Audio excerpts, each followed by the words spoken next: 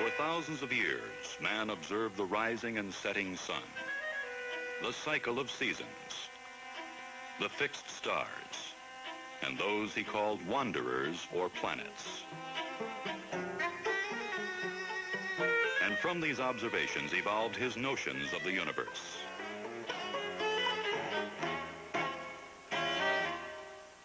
The naked eye extended its vision through instruments that saw the craters on the moon, the changing colors of Mars, and the rings of Saturn.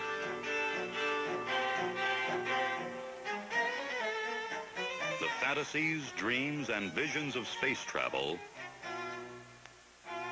became the reality of Apollo.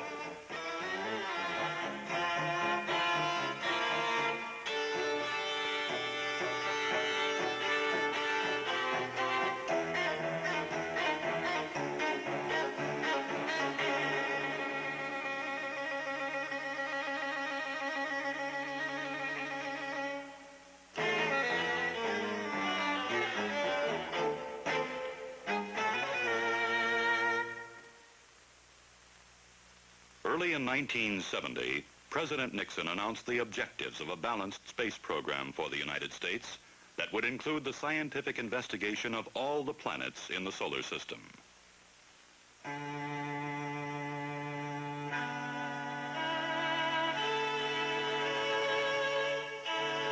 the 9 planets circling the sun, only the Earth is known to us at first hand. But observational techniques on Earth and in space have given us some idea of the appearance and movement of the planets and enable us to depict their physical characteristics in some detail.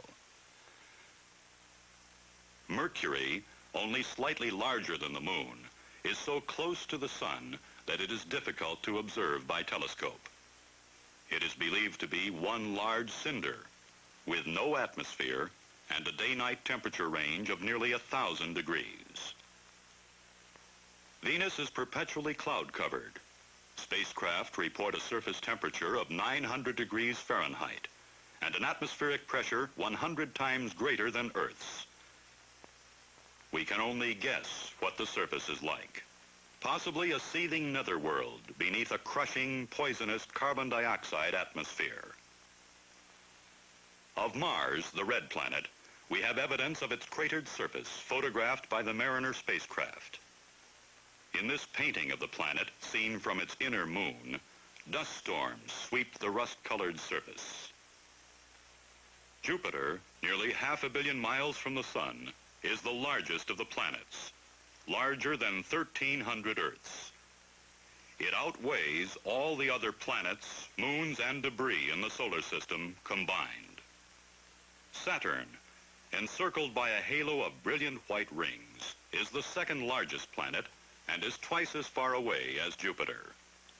In this rendering, Saturn is seen from its moon, Titan. Uranus is a pale blue-green ball 2 billion miles from Earth, traveling a great orbital arc in the intense cold and darkness of the outer solar system. Neptune is the farthest of the giant planets, so far from Earth that no features have ever been seen or photographed. Here, Neptune floats above Triton, one of its 2 moons. Pluto, nearly 4 billion miles away, is probably a snow-covered rock in the dim light of a remote sun.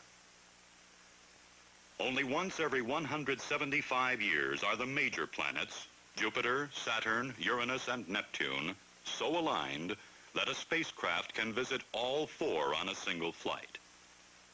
The last such planetary arrangement occurred in 1800, when Thomas Jefferson was elected president, and the development of the cotton gin stood at the forefront of American technology. The rare opportunity to probe these planets occurs in this decade, the 1970s, and will not recur until the middle of the 22nd century. Until the flyby of Mariner 4 in 1965, it was thought that Mars was much like the Earth. But the photographs of the Martian surface revealed that the planet was more like the moon. Later missions photographed more than 2,000 miles of craters. In fact, the famed canals, once believed by some to be the work of intelligent creatures, proved to be chains of craters. This bright Martian desert either escaped the devastation of meteorite bombardment or was smoothed by some powerful eroding process. Yet Mars apparently has no running water that cuts and fills, so the scouring agent was more likely a wind-borne material. Another Marsscape called chaotic terrain brought more surprises to scientists and more questions to be answered. It appears as a maze-like region of jumbled ridges and steep ravines. That Mars is a world of contrasts we now know. The newly acquired knowledge has only whetted man's appetite for continued and more thorough investigations of Mars. The early mariners flew within several thousand miles of the Martian surface, gathering and sending to Earth TV pictures and measurements of temperatures, pressures, and atmospheric and surface chemical composition. The exploration of Mars takes on a major new aspect in the present decade with the intensive investigations by the Mariner 9 orbiter and the Viking landing missions. Mariner 9 is designed to operate in Mars orbit for a minimum of 3 months. Its science experiments are similar to those made 2 years earlier, but data will be gathered over a much longer period. The single 2,200-pound spacecraft is capable of performing much of the mission originally planned for 2 orbiting mariners. It arrives at Mars after a 5.5-month flight from Cape Kennedy and powers its way into an orbit that takes it around Mars once every 12 hours. Primarily a mapping mission, the Mariner television cameras photograph about 80% of the planet. Thermal and chemical maps of the same areas are made with data from other instruments. The overlapping wide-angle and spot coverage narrow-angle pictures are taken at Mariner 9's lowest altitude, about 750 miles. Objects as small as 300 feet across may be seen in the pictures. Mariner's orbit was designed to produce a continuous swath around Mars once each 17 days, making it possible to study seasonal effects on the red planet at 17-day intervals. One objective is to investigate what appears to be a wave of darkening that originates at the poles and spreads toward the equator as the polar caps recede, apparently responding to springtime increases in temperature and humidity. During the 90-day period, Mariner 9 transmits to Earth thousands of pictures and several billion other science measurements. Much of this information will be used in planning the 1975 Viking lander mission to Mars. One of the most important and dramatic investigations to be conducted during the next 10 years is the search for life beyond Earth. If extraterrestrial life does exist in the solar system, it is most likely on Mars. For that reason, Mars remains the prime target of the planetary exploration program. The Viking landers will carry life detection instruments right to the surface of Mars for some first-hand field work.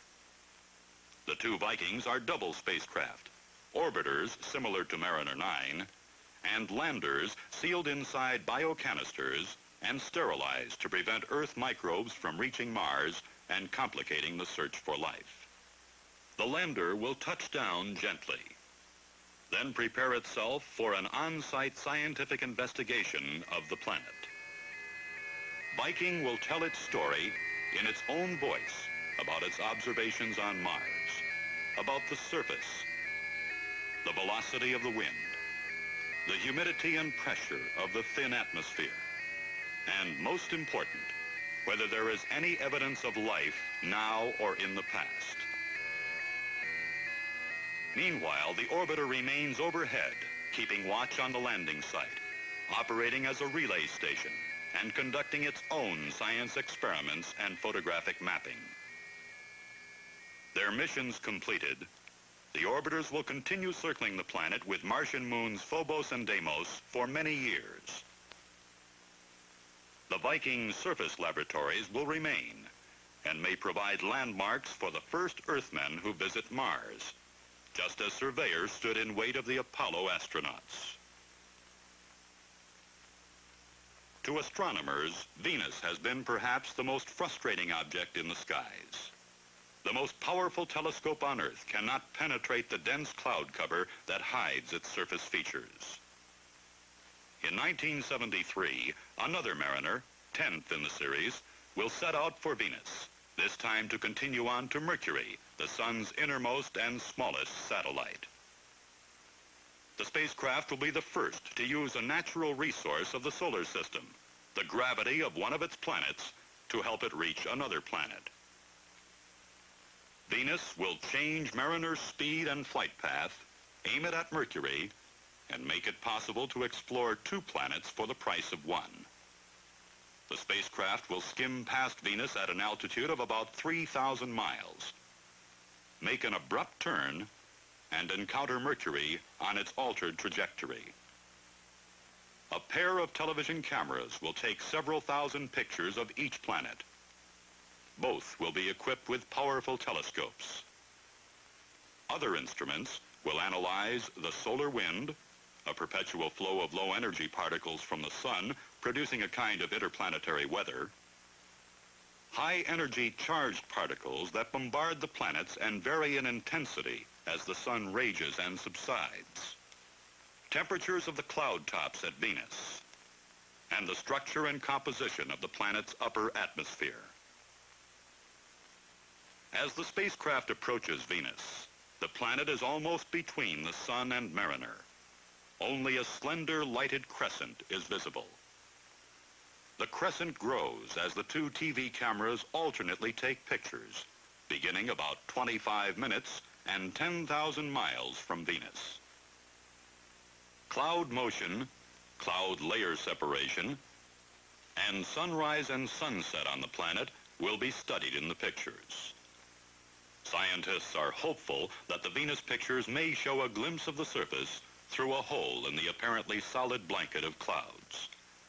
Thus far, only radar beams from Earth have been able to penetrate the cloud layer. Bright spots in this radar map, made in 1969, may be mountain ranges or possibly huge depressions. Mercury travels a tight 3-month orbit around the Sun. Just a few years ago, it was thought that Mercury's rotational and orbital rates were synchronous. That is, 1 day equals 1 year, with the same side always facing the Sun. But recent radar astronomy has shown that the tiny planet rotates 1.5 times each orbit. Mariner's high-resolution pictures of Mercury will cover the planet something like this during the first hour after encounter, and like this during the following hour. Experimenters studying Mercury may receive a substantial science bonus. 6 months after Mariner flies by the planet, while Mercury swings twice around the Sun, Mariner will have gone 1 full circle and the 2 again cross paths. This time, scientists will view the planet from a different angle, looking down at the North Pole. These computer-generated plots show how Mercury will appear to the passing mariner.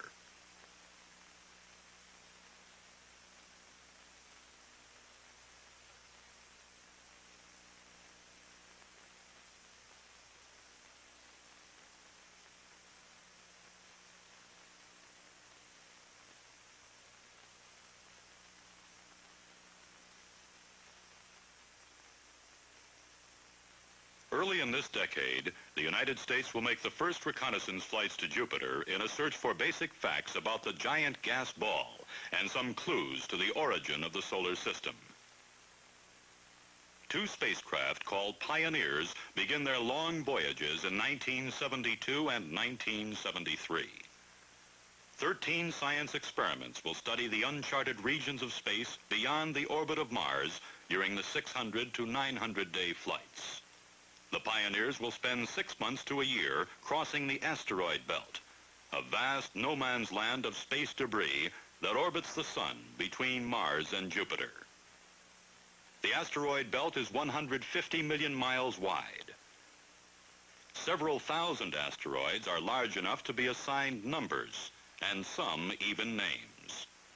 An objective of the Pioneer mission is to determine the risk factor involved in traversing the belt. Mission planners believe the chance of being struck by a particle large enough to jeopardize the mission is quite low.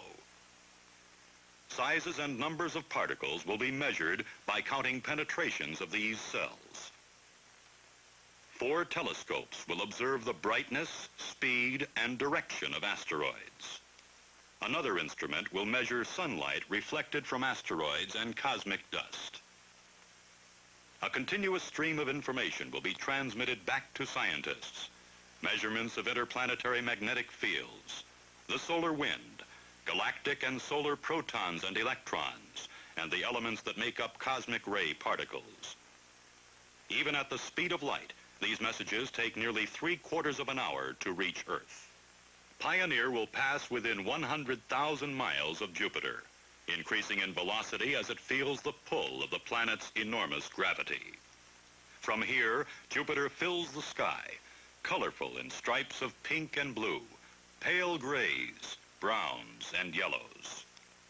Scientists want to know what chemicals produce these colors, why a planet so large can rotate more than twice as fast as Earth, whether it has a solid surface below the seething layers of clouds, and why Jupiter radiates 3 times the energy it receives from the sun.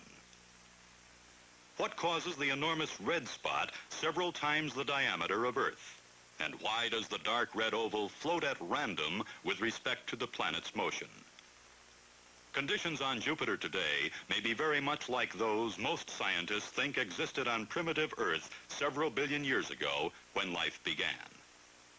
Pioneer experimenters will attempt to establish proportions of some of the elements that make up this primeval atmosphere. Instruments will measure Jupiter's magnetic field and trapped radiation, both believed to be many times as strong as those on Earth. Temperatures, which may range from -200 degrees at cloud tops to thousands of degrees above zero in the interior, will be measured. A comfortable zone may exist somewhere in the atmosphere. After its swing by Jupiter, one Pioneer will eventually escape the solar system, the first man-made object to do so. And the other may leave the plane in which the planets orbit the sun, passing millions of miles above the orbits of the inner planets. What we learn about the gravitational effects of Jupiter will be used in planning multi-planet missions to the outer planets in the last half of the decade. Observations made with Earth telescopes have provided only tantalizing bits of information about the far-ranging outer planets. We look to spaceflight for some of the answers.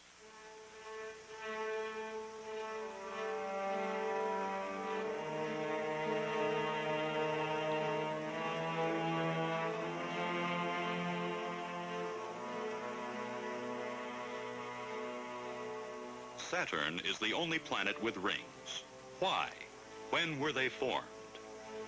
Are the rings the remnants of a former Saturnian moon, or are they made up of tiny ice crystals? The thickness of the rings has been estimated to be anywhere from a few inches to a few miles. On Uranus, seasons of the year must be odd in the extreme. The planet's rotational axis is in the plane of its orbit around the sun, making Uranus appear to lie on its side. Each pole is in sunlight for 42 years, then remains in chill darkness during the other half of its 84-year orbit. Neptune is virtually unknown. It is about the size of Uranus, abides near the frigid edge of the solar system, and is circled by 2 moons. One, Triton, is almost as large as the planet Pluto. It has been suggested that Pluto may be an escaped moon of Neptune. Moons abound in the regimes of the outer planets. Jupiter alone has 12. 4 of them are large enough to have been discovered by Galileo's simple telescope and are called the Galilean satellites. They are Io, Europa, Ganymede, larger than the planet Mercury, and Callisto, larger than Earth's moon. Io is distinctly orange and appears to be brighter when it emerges from Jupiter's shadow than when it goes into eclipse.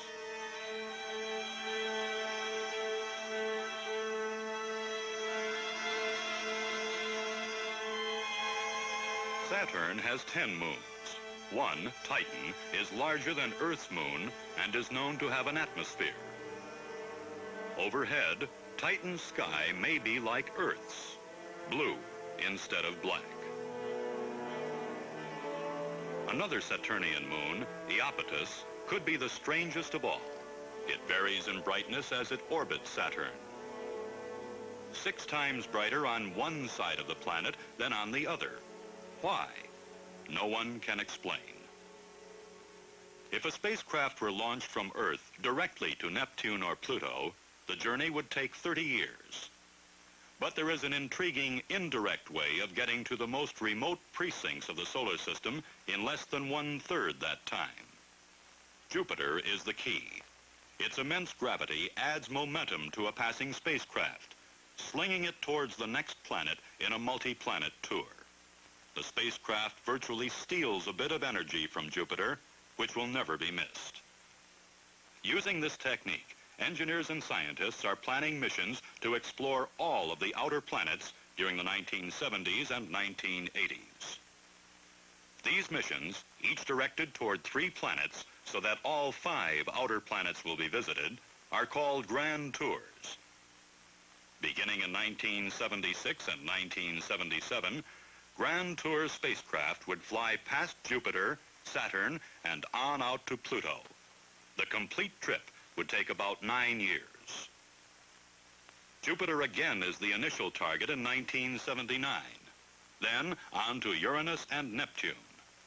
By 1988, scientists could be analyzing data gathered at close hand from every major body in the solar system.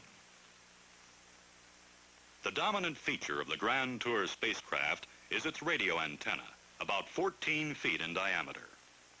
Power is supplied by small nuclear generators that convert heat into electricity. Science instruments are mounted at the opposite end of the spacecraft and on long booms far from the radioactive source. At the Neptune or Pluto phase of a mission, the need for almost total independence from Earth control is essential. The time for radio signals to travel from Neptune to Earth is about 4 hours.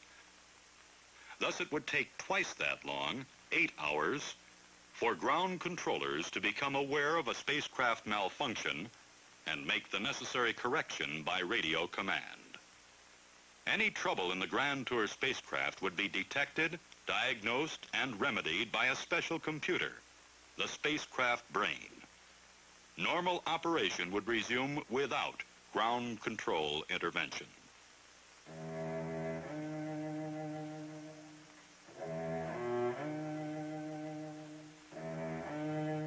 Besides satisfying the compelling urge of man to explore the unknown, exploration of the planets is returning information to help us better understand our own planet, Earth.